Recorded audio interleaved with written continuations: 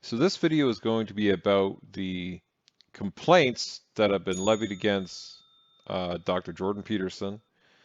He recently put out a document which he has kind of taken all of the different complaints and materials that were sent back and forth and just put them into like a Google Drive document. I've downloaded it onto my computer and we'll review that together. I'll try to give you more of the give you more of the important details as we go through it. I'm not going to read every single thing, um, but I definitely will get to the main points because there is a lot. It is 56 pages. I mean, there is some like question and answer stuff at the end and a bunch of Twitter screenshots and things. Um, but yeah, we'll go through it. Just so you know, from my side, I'm going to try to be as unbiased as possible, but I do actually like Dr. Jordan Peterson. So, I mean, can't remove all my bias, just FYI. Okay, so first page, we'll skip that. Okay, so he has his note here. This is just what he's put in here. So he says, I've included all relevant correspondence, removing only administrative materials duplicated across complaints and redacting only those identifiers re the complainants who are not part of the public record. I believe that I am within my rights and acting in accordance with the ethical standards that govern appropriate professional conduct in the spirit and in relationship to the letter of the law. The college has been levying accusations and conducting investigations into relationship to me since 2017. Well, that's 2017 is like when he kind of came on the scene, right, with the trans thing at the University of Toronto. Yeah, I'm pretty sure. And then he says, although not once in 20 years I operated as a clinical psychologist before my rise to public awareness. So he has not received any complaints prior to him becoming a public sort of figure. Yeah, that makes sense. You're kind of like opening your door to a bunch of people who don't have a personal relationship with somebody one-on-one, right? So it kind of makes sense that like the more people you open yourself up to and you don't actually have a personal relationship with, the more likely they're going to complain and say something about you. Especially with the topics he talks about, right? I will make the details of those public as well if it seems useful and necessary. For the sale of simplicity, I am only concentrating on the 2022 actions for now. So it's kind of wild that it's been happening to him a lot. I guess I would have to see all the other ones too to really see if there's anything like terrible in there or not. All right, let's go down. So here's the first complaint. So complaint number 1. I actually did pre-take some notes because I did go through this just to see how ridiculous this was. Okay, so this complaint is actually pretty straightforward. It's just very simple. So they say that Jordan Peterson encouraged people to commit suicide on Twitter, and then they link to a Twitter post. Okay, and if we scroll down, they have an email where they say, to whom it may concern, it is against every ethical standard and best practice of the U.S. National Association of Social Workers Code of Ethics to make light of, encourage, joke about, or reference the topic of suicide in a manner that is not grounded in safety, prevention, and evidence-based therapeutic intervention. I am sure that Canada's standards for professional psychology and social work are similar. I'm submitting a formal complaint, not only for Jordan Peterson's original tweet, but for the fact that he just shared it again, promoting the idea that what he did was perfectly fine. Okay, and so here's the tweet, right? So Roger Palfrey, I don't know who the hell that is, says, I disagree. Based on the human record of behavior, we are already overpopulating this small world. Any arguments I have heard for supporting such a large human population completely overlook the huge loss of species and ecosystems resulting from our self-absorbed attention. And Jordan Peterson responds, you're free to leave at any point. I'm sorry. It is kind of funny. It is kind of funny. Um, I can see how somebody might get a suicide vibe from it. If you're free to leave at any point, what does that mean? Does that mean you're going on Elon Musk's ship to Mars and starting a colony, or some utopia, or you like how else do you leave the Earth, right? Well, death, right? So I can kind of understand what why somebody would say, well, suicide. He didn't actually say go kill yourself, suicide, but I kind of get their point. Now, I find this odd. The argument that this Roger Palfrey is making odd because the amount of people who are so concerned about species and ecosystems and then just casually like, yeah, I'll abort that child, get rid of it, don't care about like kids who are in bad situations, or babies being aborted or fetuses, whatever you want to call them, right? I don't know, whatever side you're on. But yet when they see like a dog is in a cage, it's like the whole world has to stop. Or if a dog's in like a shelter and it's going to be euthanized, because a lot of these dog pounds, that's what they do, right? Like if they can't find them homes, uh, in a few, I don't know what it depends, right? In a few weeks or a few days, then they euthanize them. Both my dogs are from shelters, and that's what they told me actually, which was wild. I was like, wasn't that dog just here like earlier? Like one this dog I was looking at, and it was like it had been. I guess the dog had been there for just over 5 days, and they're like, oh, he's gone now. And I was like, what do you mean gone? And like they didn't want to tell me, and then they like were like, yeah, after X amount of days, if nobody signs up to adopt them, they're just like, shh. I was like, whoa. It's wild because they just have so many, I guess, so many animals. That's why everybody should neuter and spade their pets. Okay, so kind of like, sure, I get their point, but like, how weak and like affected by this do you have to be that you're like, oh my God, he said to somebody, you're free to leave the planet, and that's like this big hullabaloo. Like, what? Did he say that to you? Was he telling you to commit suicide? Is this Roger Palfrey complaining? He's like, hey, look what he did to me. Or is it just somebody on the internet saw it and like, oh my God, he said this. I can't believe this. It's I just find it ridiculous. Something that's kind of interesting, actually, I'll mention about Canada. I don't know if many people know this, right? I'm Canadian. That we have medical assisted suicide. It's called MAID, so Medical Assistance in Dying program. It started like in 2016. And I'll just read it here, but if you want to, if you have a serious illness or like a grievous illness or a non-remediable illness, it doesn't have to be fatal, but something that is like bothering you, and it gives you unbearable physical or mental pain, you can apply to this program and they will prescribe you drugs and like a healthcare professional prescribe you like medication, which they will give to you directly to allow you to pass on, or they give it to you and then you can take it yourself. The second one seems weird because what if somebody like like took it and then used it to kill somebody else? Currently, this thing only works for this MAID program. You can only sign up if it's a physical illness that you have. But in the middle of March of this year, of 2023, it's going to be expanded to mental illnesses.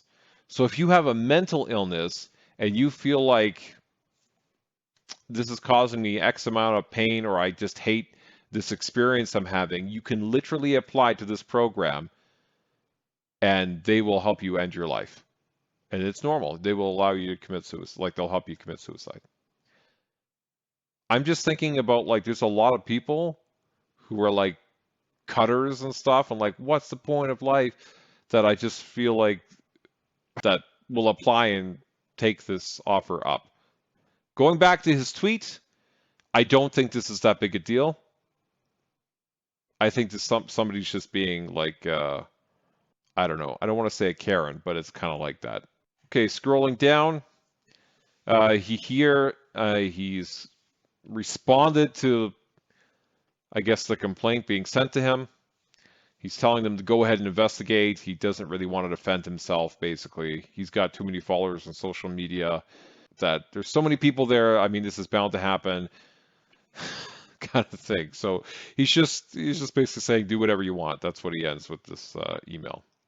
And then he responds. He sends some tweets out on social media. He's responding to his tweet about you're free to leave at any point, kind of going on about the investigation. And if I keep scrolling here,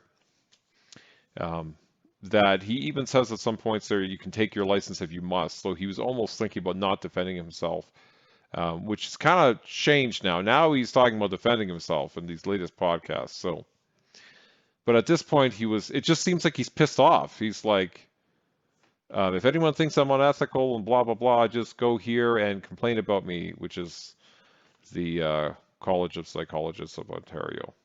He sends out the email telling them all to complain. He just sounds like he's upset that this is happening again. And I guess if you think about it, it's been happening since 2017, so like 5-6 years. So I would be pissed off too. Okay, next complaint. So this one is related to the Children's Aid Society. And apparently the Children's Aid Society was going to go into the trucker protests in Canada's capital city, in Ottawa, and take the children out of the trucker protesters before the police action happened to like break up the protest or arrest the protesters. Okay? So this person here states in their complaint, the Ottawa Police Service has announced the participation of Child Aid Society and attempt to ensure safety of the children and their safe removal following any parental removal. So the point that I'll bring up here is that this person has flipped it. They're saying after the parents have been removed, so the police has come in and taken away their parents, then the Children's Aid Society will like ensure that the kids are safe and look after them. That's actually the opposite of what was stated, at least in the title of this article I'll show you here in a minute. They also call out that his remarks undermine public trust in his judgment and professional maturity, and it's unethical, and he essentially, okay? So if we scroll down, if you read this article for the post-millennial, okay, like I didn't read the whole article, I just read the title here, but it says, the interim Ottawa police chief says he is working with social services and Freedom Convoy protesters to have children removed from the area prior to any sort of police action. So he's saying before the police would come in and do whatever to the protesters, the child aid services would come and like take the kids and remove them from the area. At least they were trying to do this. Okay? So it's different from what the woman was complaining. She's saying after the police have done stuff, then to look after the kids. No, they want to take the kids before. Jordan Peterson says, children removed? How exactly? Why exactly? By whom exactly? Sent to where exactly? And for how long exactly? Think this through, Canadians. This is a bad decision. Okay, and you have to remember what was happening with the trucker protests. I know it's been, like a year since that happened, but it was quite polarized, like everything seems to be today. And if you looked on some of the media stuff, it was like they were some gang, like doing all sorts of crazy stuff. The trucker protesters, that's what it seemed like. And the Canadian Prime Minister, literally, Justin Trudeau, comes out and is like calling them Nazis and racists and homophobes and white supremacists and all sorts of craziness. And he wouldn't meet with them, and they he enacted the Emergency Act to like try to get rid of them or whatever, or at least that's what he was saying.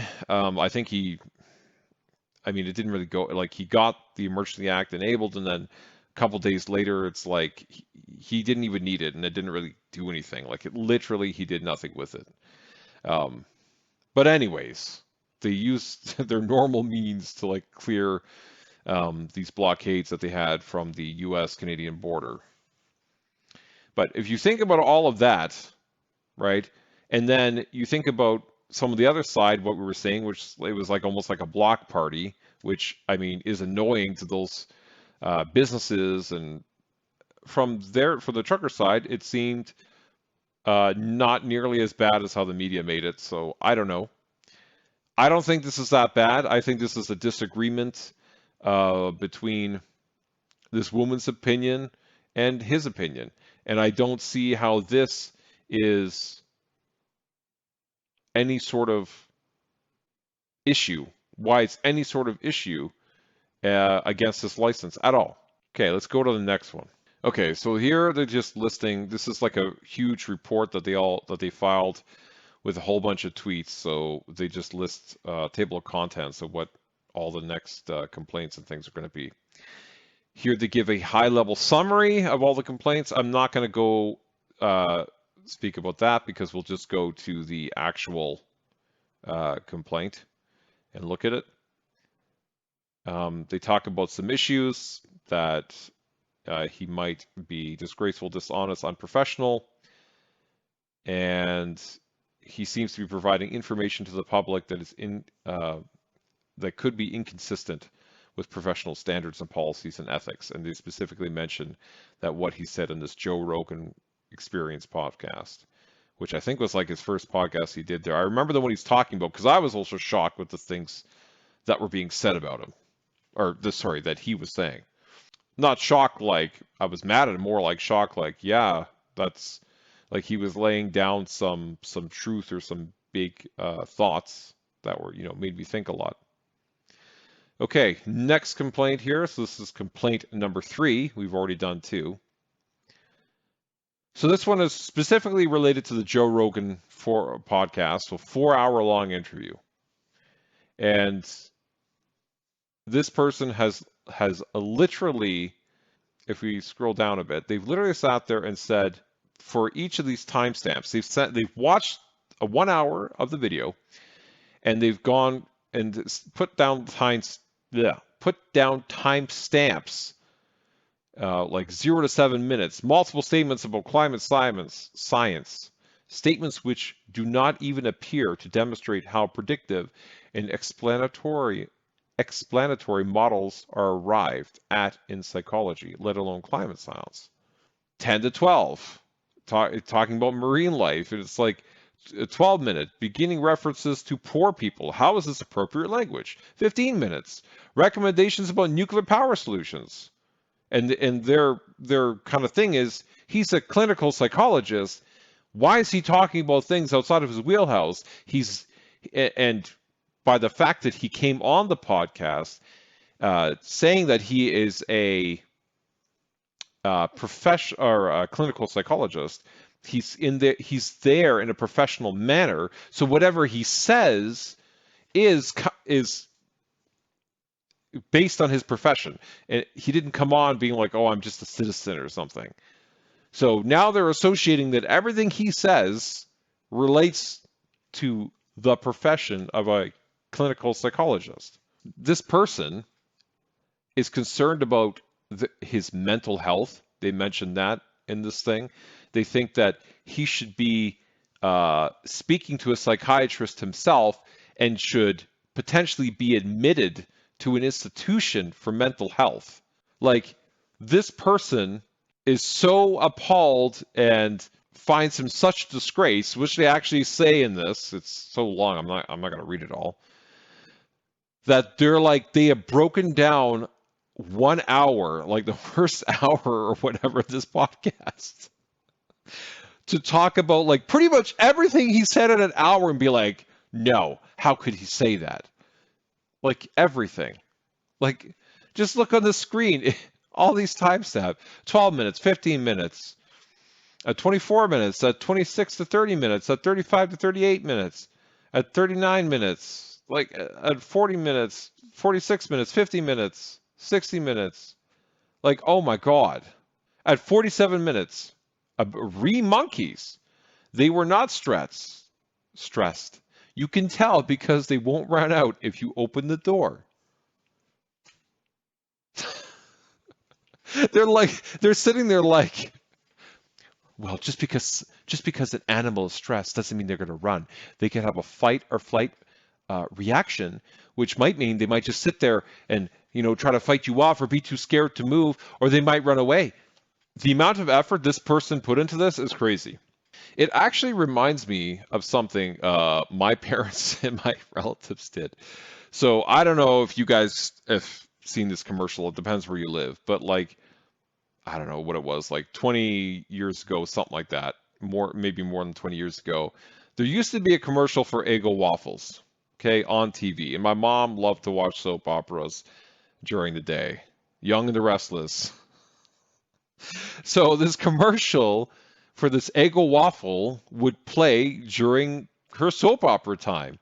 And it was literally it would be this like a dad or a mom or something um, driving their car over a piece of toast and being like, "Oh, it's so boring." Like I can't remember the exact wording, but it was something along the lines of like, "Oh, the toast is boring," and so they were like driving back and forth over it, like smooshing the toast. Okay, and so my mother and my relatives, like my aunts, it was all women, were so offended by this because it played like constantly. Like, it wasn't like they just saw it like once or twice, right? Like it played a lot. They were so offended that they literally started a campaign where they signed like this petition.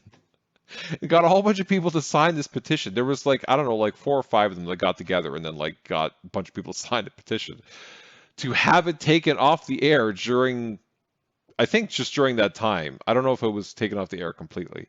And they actually succeeded because they had, I don't know how many signatures it was. I want to say like maybe like 500, something along that lines. So this, it's like you couldn't just have this commercial play and like see them driving over the toast, and their complaint was, oh, they're showing wasting food. Some people don't have food to eat, and here they are driving over this piece of toast.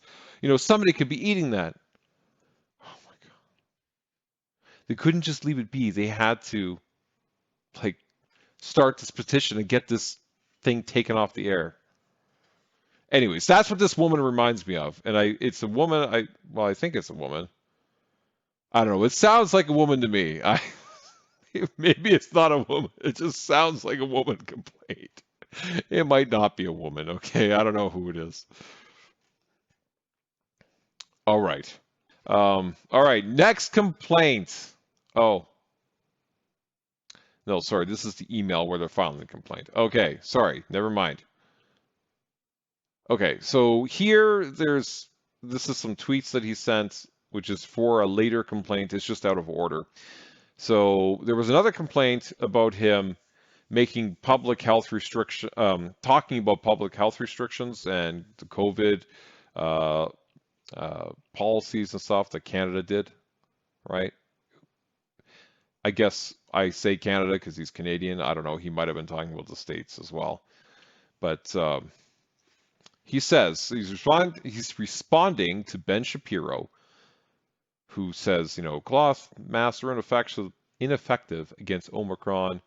Vaccinated can spread and get COVID. Death rate is comparable to the flu. Many people are entering hospitals with COVID, not from COVID.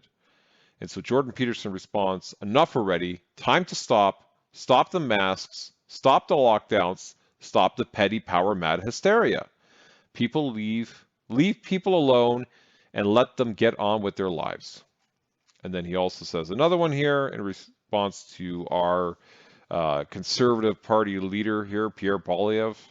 So he's the second most popular party in Canada. So the Liberals are in power right now. So the next group with the most amount of seats is the Conservative Party.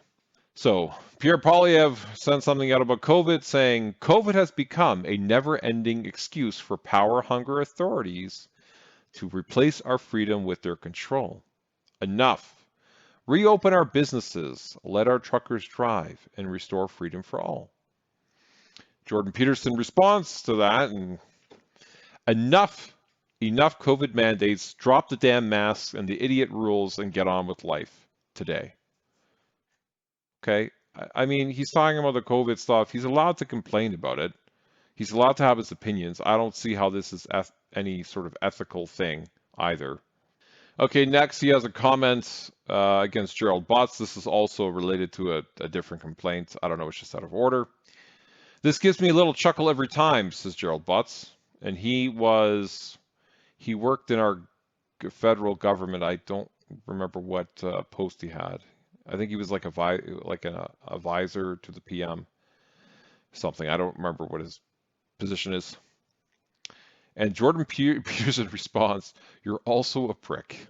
All right, so here's this complaint where this was a conversation that was had between apparently a colleague of Jordan Peterson, so somebody who's also a psychologist. At least that's the assumption, unless they're a professor. I'm assuming it's a psychologist. It's not really stated. But they have a phone conversation, so this is a transcript. And down here, he identifies multiple things that he's upset about. So firstly, the Joe Rogan interview. So he says, vaccines and anti-vax. He is operating outside of domain of expertise using the title of psychologist as a means of conveying information which is harmful to the public. Then he states, Twitter account. From what I have seen, couple instances have been horrific, directed at the Prime Minister of Canada using language that is unprofessional and embarrassing to the profession. And more recently today, in exchange with an ex-politically active member of the public, Gerald Butts, who we talked about above, who we called a prick, who apparently is an advisor. It appears to be threatening, abusive, and harassing. Scratching the surface, not looked into much else, not getting into what you may have received in disseminating information that is not based on good data, not getting into this, but embarrassing to the college, harassing behavior. Okay? Then they also mention here, a little farther down, they asked him to investigate, or they asked the college to investigate whether he is still registered at the University of Toronto as a professor, essentially. So apparently, I think he's not actually anymore. So they're saying the public record needs to be updated to show that he isn't a professor. Okay, so then there's just this note that they spoke with this caller. Fine. So here are the tweets that or more tweets rather, with Gerald Butts and our PM. So Gerald Butts says, when this week is seen from a bit of distance, the story will be that the MAGA wing of the Conservative Movement of Canada, funded largely from abroad, staged a hostile takeover. Ottawa first, Edmonton next. Now this is directly related to the trucker protests, okay? So this is February 3rd. This is when the trucker protest was happening. And Jordan Peterson says, you are stunningly corrupt, an incendiary fool, Gerald Butts, and the story will be the cowardice of your leader, Justin Trudeau, and the lies of your damnable, lying, calumnious cronies. So calumnious, I can't even say the damn word. It kind of means like slanderous or defamatory. So he's saying that Gerald Butts is slanderous or defamatory, and the people that are with him. So I guess like Justin Trudeau. That's how I interpret it. Next tweet. I'm going to be nice and give the good professor an opportunity to rethink this tweet. That opportunity is time limited. Ooh. Jordan B. Peterson. I have been threatened by people a lot more terrifying and able-bodied than you, Gerald Butts, and your calumnious compatriots. So watch yourself in your loose mouth. I feel like Jordan Peterson. I feel like this is like like before like a fight in like MMA or like WWE or whatever, they like talk shit to each other. That's what this feels like right now. It feels like they should be squaring off at each other and be like, yeah, you better watch yourself with your loose mouth, you calumnious, slimeball, high-level insults. I don't know. Maybe not slimeball. Next, Gerald Butts. Who in God's name thought it was a good idea to let them set up a fuel supply line in the first place? Again, relating to the trucker protests where the truckers were getting fuel. I think like they were, people were like carrying fuel in so they could run the trucks, right? They were using them for heating and whatever else, I guess, power generation and to make noise. Jordan Peterson says, to let them, in quotes. That says it all. Like they shouldn't be allowed to. Next, Gerald Butts. Oh, it's just the same tweet, sorry. That he's going to give him an opportunity to rethink his comment. And Jordan Peterson, I guess, responded again to that, saying, and you're also the sort of devouring, oh so compassionate, good thinker who reflectively believes nice, in quotes, is a virtue. I know he doesn't like, I know Jordan Peterson doesn't like people calling him nice because nice means kind of like weak in a sense. He likes people to be strong and powerful, but then capable of harm, of doing harm, but not doing it. I don't remember what the words he used are specifically, but something along those lines. And again, the tweet of him calling Gerald Butts a prick. All right, Gerald Butts, at least you spelled calumnious right this time. But stop calling me corrupt is accusing me, oh, sorry. But calling me corrupt is accusing me of the crime of using my former political office dishonestly for personal gain. That's defamatory. Perhaps you're not aware of that, so I'll give you another chance to retract and apologize. Jordan B. Peterson. It is, or is it? I mean nothing of the sort. I called you corrupt in your inflammatory and careless comments, accusing those Canadians who oppose your views of MAGA sympathies and the prejudices you feel accompany that. But if the shoe fits, Mr. Butts, you're welcome to wear it. And then he's here responding to Justin Trudeau. Canadians have the right to protest, to disagree with their government, and to make their voices heard. We'll always protect that right. But let's be clear. They don't have the right to blockade our economy, or our democracy, or our fellow citizens' daily lives. It has to stop. So that's Trudeau talking about the protest, the trucker protest. And then Jordan Peterson says, then stop, puppet, now. What's your end game, Justin Trudeau? Lay it out. Well, we do know what his end game was. It was the Emergency Act. Okay. Now we have another comment here where he called out one of the sitting council members for the city of Ottawa, so the capital city of Canada.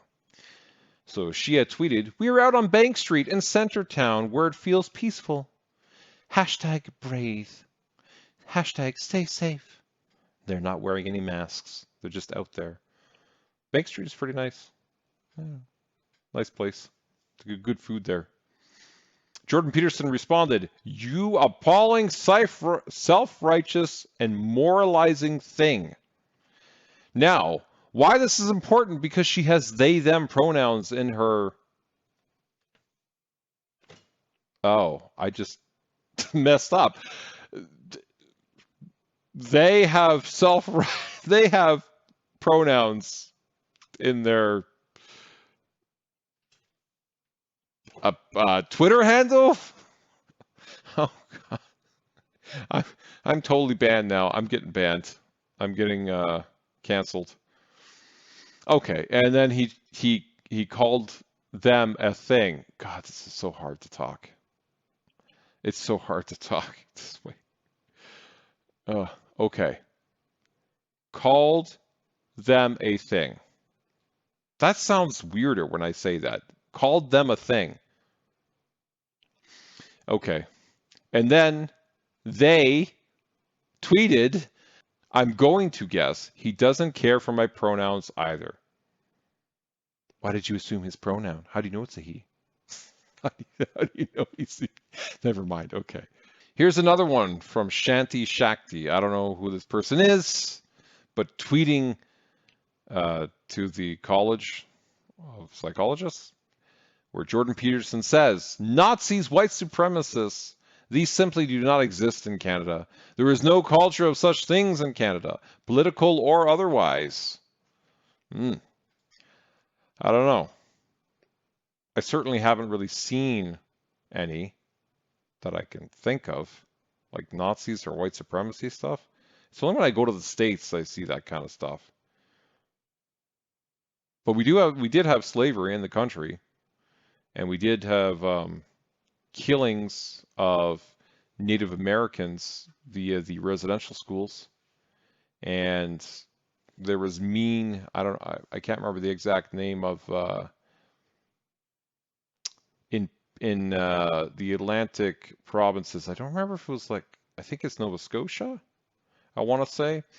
A bunch of, I guess, former black slaves, I'm assuming they were black slaves or they were descendants of black slaves, had made a town, basically like a town on the ocean side, and the people there didn't like that, or the government there didn't like that. I don't know who didn't like it, but they came and they ripped that crap down. And so I don't know how long they had been living there, but they basically destroyed it and got them out of there. So multiple people have basically called him out for this Nazi white supremacist thing. And this is directly in relation to this whole comments of during the trucker protest, there was some, like a truck had like a Confederate flag or something. And I think there was a guy who was waving a Nazi flag. And so I kind of heard differing things on that. I don't know. I had heard the guy with the Nazi flag was waving this flag because he was trying to say that the government was acting like Nazis. I who knows? I don't really know the facts, but that's what he was responding to. He didn't believe it was real, I guess. Okay, the next Jordan, it's another one from the Shanty Shakti retweeting Jordan Peterson's tweet. I'm coming back to somebody on Twitter. Alt-right wing trolls gathering in my wake, a veritable dread army of the night. Or are they ordinary people trying to clean up their rooms and mend their families?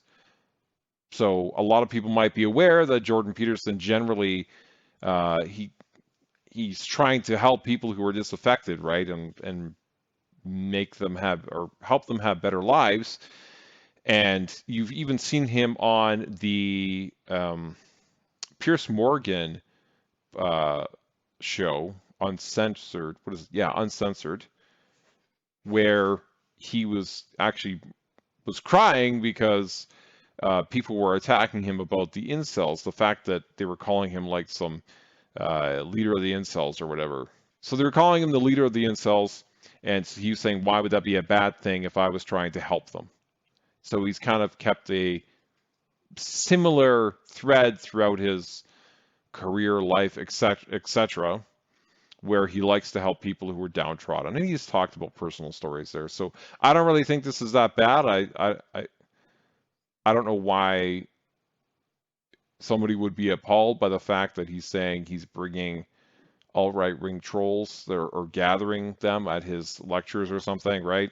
On his tour. Because he's saying you think they're a dread army, but really they're just ordinary people trying to get their lives together, which is literally what a psychologist should be doing. All right, next complaint.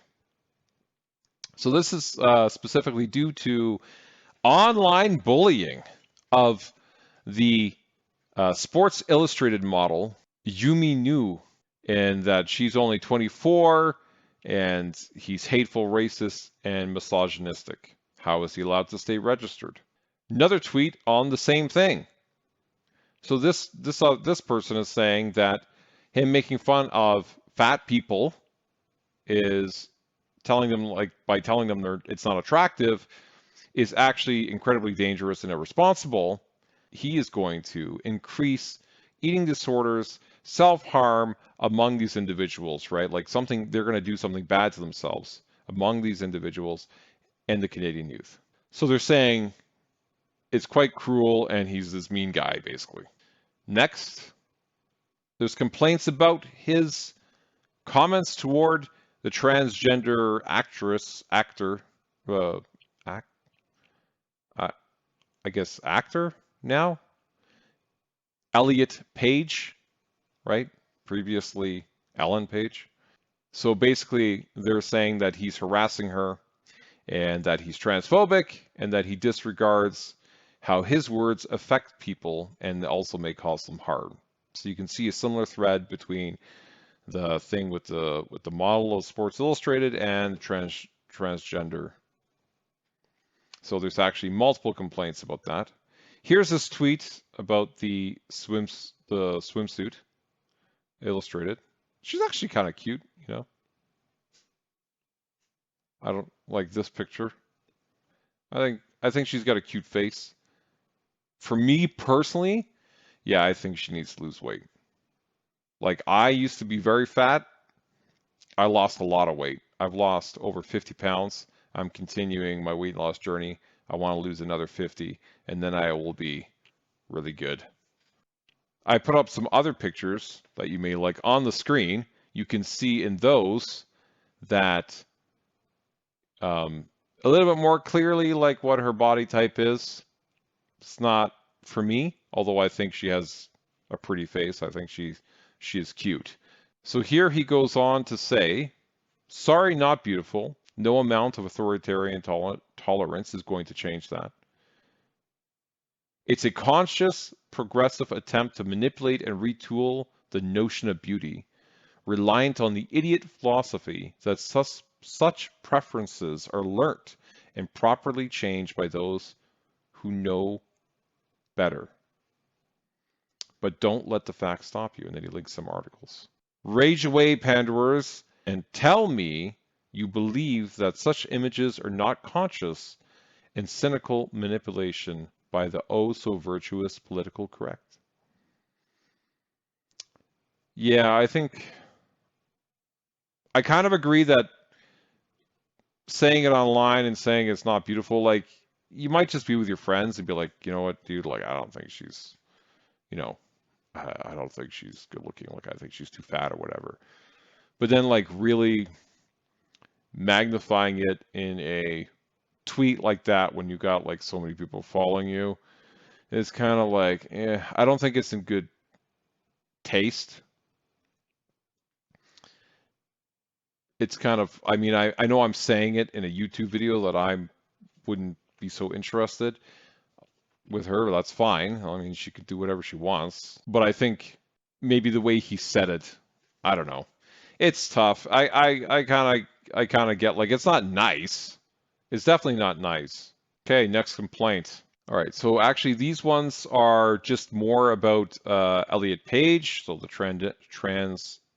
gender stuff. So talks about that. That's all it is. And this one as well. The following complaints. There's like 3 complaints about that, and there was a couple complaints about the model. And here's this tweet where he talks about Elliot Page. Remember when pride was a sin and Ellen Page just had her breast removed by a criminal physician? And this is where below it's Elliot Page is proud to introduce trans characters into Umbrella Academy. I didn't even like that show. Like I thought it had good opportunity, but it's just like, eh. Okay, next complaint. This one actually goes into both the Elliot Page transgender thing and the Yumi Nu Sports Illustrated comments. So complaining about both. Okay, so that's actually all the complaints. Okay, so there's like, what was it, 14 complaints levied against him. You've heard them all now. These are all the complaints. You can make your own decisions on what you think about them. I think, yeah, he said some things in poor taste. Yeah, and maybe he could do a better job at thinking, well, how many people are going to hear this and do I really need to say this or could I say it in a different way? I don't know. Like he's not just a normal guy talking about it, but then are we not just all becoming more online? Like our presence is more online and our views and things are more online. So are we not all in the same boat? Like literally, I'm in the same boat right now by making this video. I don't know. It's tough. I would say a lot of the things I don't think should result in him having his license removed, frankly. But I think making him aware of this maybe I would say is reasonable, and you could be like, hey, you probably should think about just saying things better. And I know you're a human being and you're working on it, or or you should work on it. Yeah, something along that lines, because he is also a person, and he should be able to say what he thinks. Like he's not always just representing his profession. It's like if we all did this, just think, does that mean engineers, doctors, CEOs, they can't say certain things because they represent other CEOs? I guess they represent their companies or people associated with their companies. That's tough. I don't know what a good answer is for this. That's actually pretty tough because like a CEO, like Elon Musk says something, he tweets something and people get upset and they're like, well, I'm not going to buy Tesla. I don't want to have Starlink. Probably the best idea is just to let people say it. And if you say enough dumb things, people are just not going to come to you for business and you're just going to lose out, right? Like you're going to go bankrupt or whatever. You're not going to have any money.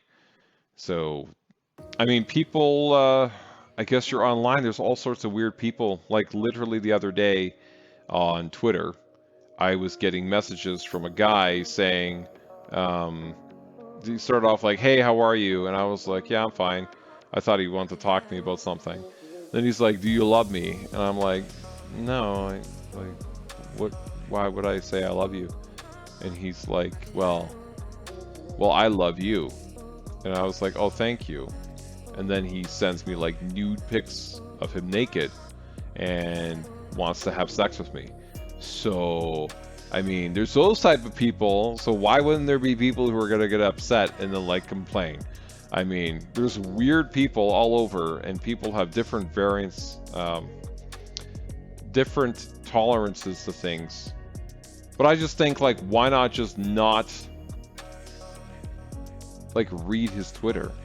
Why not just ignore him? I mean, I guess it might come up and you see it scrolling because people are retweeting it. But I mean, it's kind of like if you can't take this stuff, like, why are you even on there?